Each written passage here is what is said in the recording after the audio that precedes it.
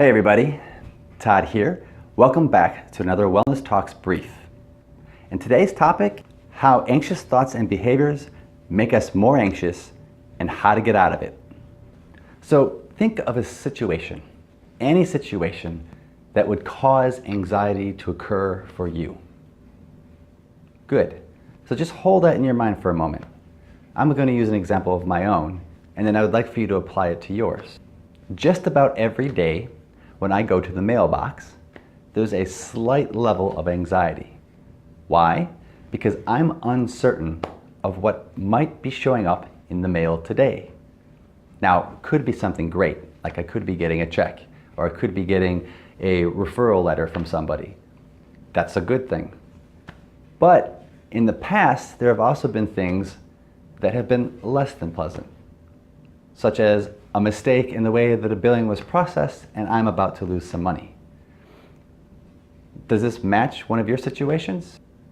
Something in the past is dictating a particular level of anxiety in your body as you move towards an action which looks similar, if not exactly the same. In the case of me approaching the mailbox, the thought pops into my head, and it popped into my head quite a bit, especially after I got that one bit of bad news. It was totally on my mind every single time I had to go get the mail. What did I do? Well, I have two options. I can start to catastrophize. That is a cognitive bias in which I start to add to what might be really, really bad. I draw it all the way out. And then, after I've done that, I start to catastrophize on top of that. Well, if that happened, then this thing will surely happen. And if this happens, oh my God, my house is going to collapse in on me. I'm going to have bill collectors after me. I'm going to have lawyers after me. And then the building is just going to implode and it's just going to be awful. But that was all happening in my mind.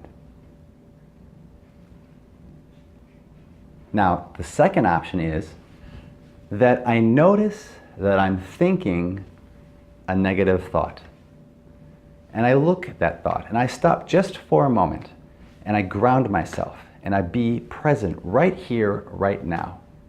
When I do that, I defuse from getting caught up in the story that my mind is trying to tell me. And then I can step away, I can step back from it and see it for what it is. It's an experience that I once had. There's no guarantee that it's going to happen this time. There's no guarantee that it won't, but there's no guarantee that it will. It's kind of like Schrodinger's cat. It's dead and it's alive all at the same time.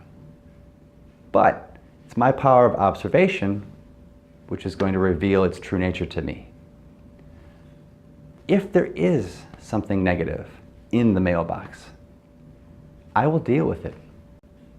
You will deal with it, as you always have, as I always have.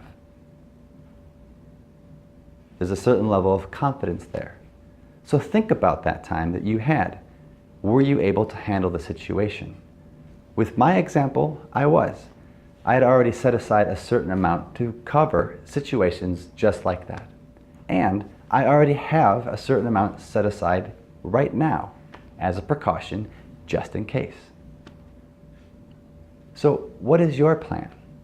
What have you done to put something just loosely in place so that you can work through your anxiety?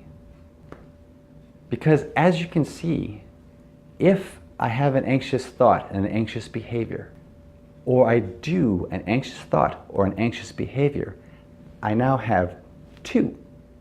Anxious thought, anxious behavior. When before I only had one, now I've got two. This is how we compound it.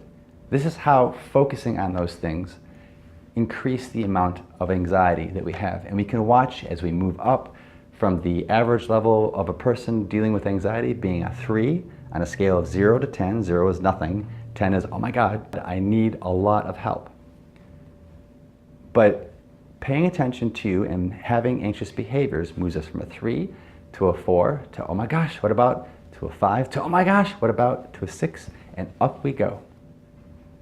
Now I know I've talked about this before, but the sooner you can incorporate a mindfulness practice into your daily life, the easier it will become for you to detect when thoughts have taken over. And the easier it will be for you to back away and proceed as planned to getting the mail, or whatever it was your committed action was in that moment. Here's to breaking the chain before it escalates. You can have the thought and simply let it sit there.